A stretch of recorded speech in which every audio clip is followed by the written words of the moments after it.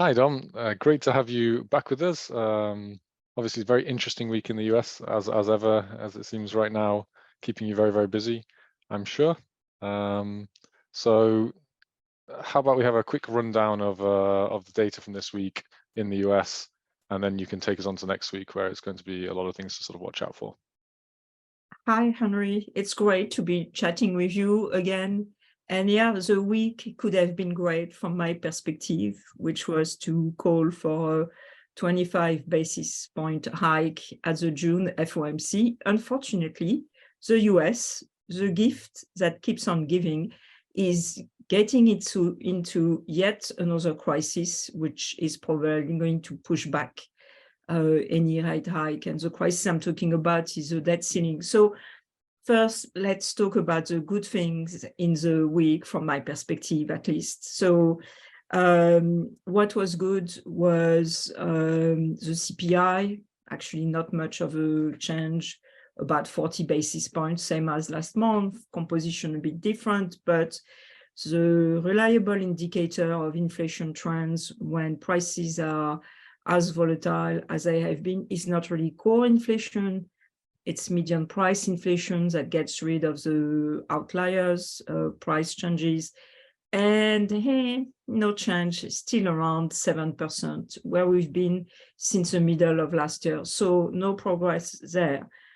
Then we had a very interesting University of Michigan Consumer Confidence Survey.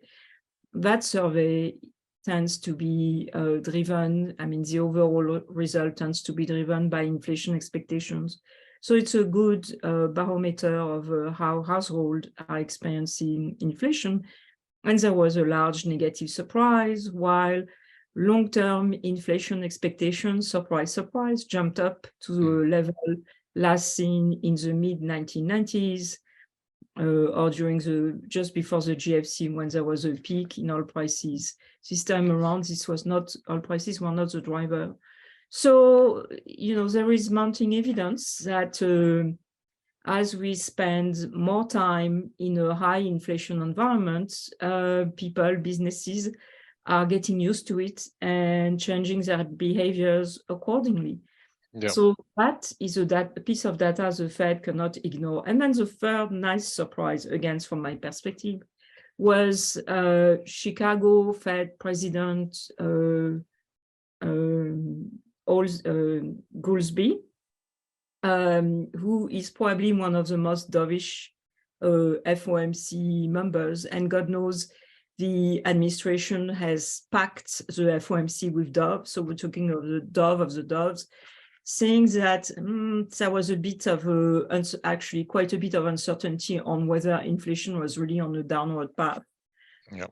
Things were going well, and then, we got more data on the TGA, so the sort of a checking account of the government at the Federal Reserve, and it's falling precipitously. There is a good chance that without an agreement on a suspension or an increase in the debt ceiling, the X day, so the day when the government cannot pay all its bill, is going to be around June 1st. Okay. And at the same time, the negotiations are not making much progress. On the one hand, you have the administration that says it won't be blackmailed and wants a clean increase or suspension in the debt ceiling. And on the other hand, you have the Republicans who control the House and have made completely unrealistic demands in terms of expenditure cut for what is not even a 1-year increase in the debt ceiling. And both sides were supposed to meet for the second time today, but they decided not to meet. They tried to put a good face on it, saying that they needed to give their working level staff more time to talk, which is a little bit of a joke, because in order to get the debt ceiling raised, House Speaker McCarthy needs to have a law that is voted. And to get a law voted, you need a majority. And there is no way the extremely conservative caucus within the Republicans, the House Republicans, will vote for a debt ceiling increase, even a 3-month debt ceiling increase. so that you can negotiate debt ceiling and budget at the same time after the summer. So those guys are not going to do it for the kinds of things that are currently being negotiated, like repurposing unspent COVID-19 money. This is chump change.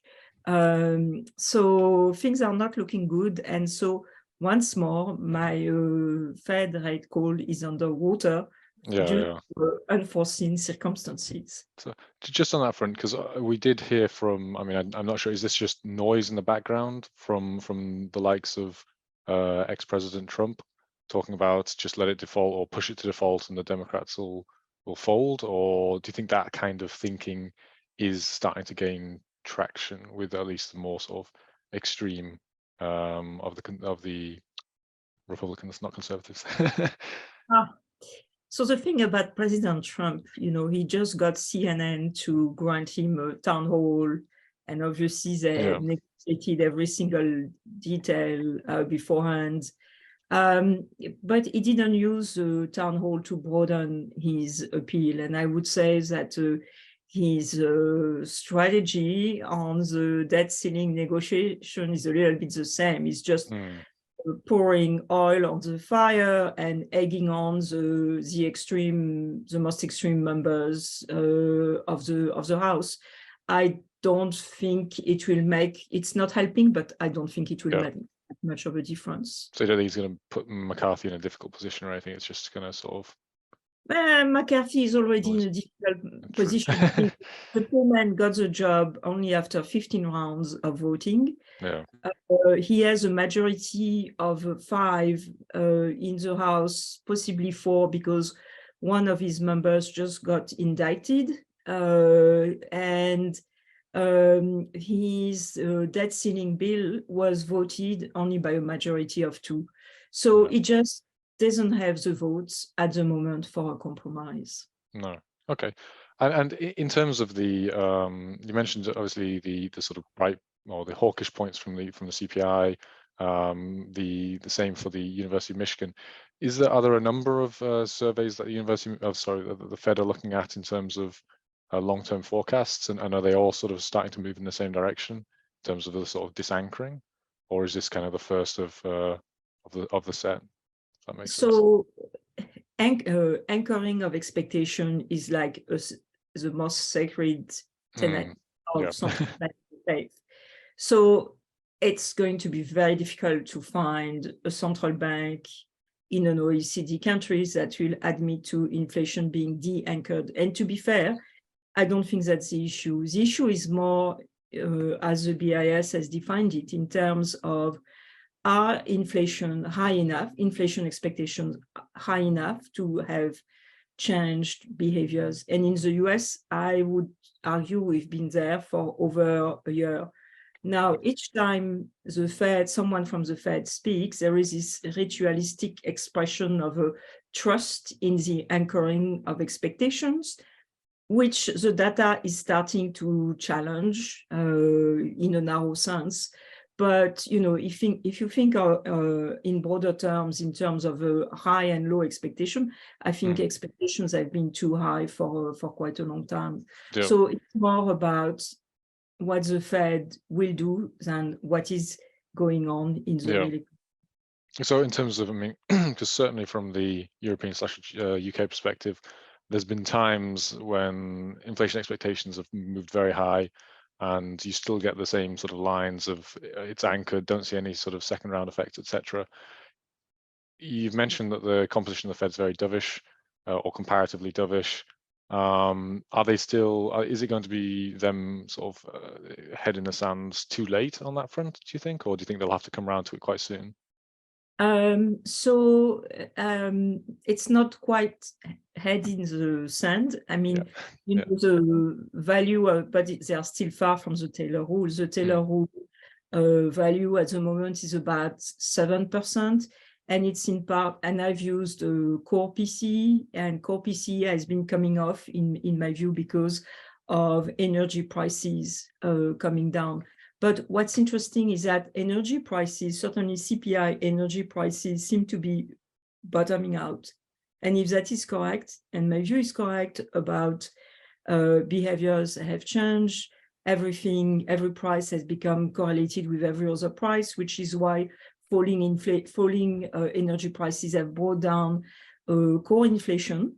If my view is correct, this is about to reverse, and the Fed should be very afraid. So I wouldn't say they have hidden their head in the sand. I mean, let's give them credit. They've hiked 500 basis points. It's nothing to be snuffed at, but it's definitely not enough. True. Okay, fair enough. And we're going to hear, so this next week ahead, we're going to hear a lot more from Fed speakers, aren't we? It's amazing. We have 14 public appearances. Imagine I'm going to have to write 14 comments. Fortunately, some people are speaking twice, but Powell will speak at the end of the week on a panel with Bernanke. And I suspect this is when he signals that they are not done. I don't think he will be very specific in terms of timing, because like me, he's watching the TGA. Actually, it's his shop. The TGA is a government account at the Federal Reserve. So he's watching that account fall precipitously. And he's thinking that come early June, when we have a bunching of payment for the government, the government is likely to be short of cash. So, and there is no way the Fed is going to hike in the middle of a debt crisis. Absolutely. So he's going to be setting it up for hiking thereafter, basically. He's going to explain, to basically repeat what both Williams and Bauman have been saying this week. And it's interesting because Williams is generally quite dovish, and Bauman quite hawkish, even though she's a community bank representative on the board. There is always one, and they've been saying the same thing, that, you know, if inflation doesn't slow down, the Fed will need to do more. So I expect that Powell is going to, you know, say something along those lines without being very specific. He's also, of course, going to admonish the administration and Congress to get stuff their stuff sorted out, and probably leave it at that. No, absolutely. And we will get more informed data on the debt ceiling issue this week ahead, won't we? So Mustafa and I are starting to publish a daily, and so we'll get the TGA, the big issue. And what is actually extraordinary about this whole debt ceiling is that there has been a big increase in the US government deficit. And I haven't seen much written about it. So there's been an increase. To give you a sense of how bad it's been, in February, the CBO, so this is an independent agency, stellar track record of forecasting the budget balance. They predicted 5.4% for this fiscal year. When in the 10 months up to April, we are at 7%. It is amazing that they would be so off the mark. Perhaps it's, you know, one of the few times in their history. And in part, this reflects an almost catastrophic, I mean, huge and completely out of the blue decline in income tax payments, non-withheld income tax payments last month, which seems to be extreme weather related. Whenever there is an extreme weather event, the IRS typically grants tax relief, and typically bad weather is in the hinterland, you know, places like Arkansas, Missouri. They have tornadoes and God knows what. So, but those states account like for 1% of US tax revenues. But this year, the weather catastrophes have also hit California, and California is 15% of US tax revenues. And basically, we Californians don't have to pay any taxes until October 15 instead of April 15. And somehow, no one thought, I mean, this decision was taken at the end of February, and no one thought about the consequences on the deficit and on the debt, which we are now coping with. So there is, even the CBO that has just published an update agrees that there is unusual uncertainty around revenues, which means I don't fully understand why revenues have collapsed so much. And so next week, we're going to find out, whether the X day is actually going to be before June 1st. But my expectation is that we won't have an agreement between the administration and Congress on suspending or raising the debt ceiling before X day. I mean, the two sides are too far apart. And more broadly, the issue here is a greater polarization of US politics. We need people to get scared to get to an agreement. And the paradox is that because all previous debt ceilings have been resolved before the X day, the markets think it's going to be the usual nothing burger.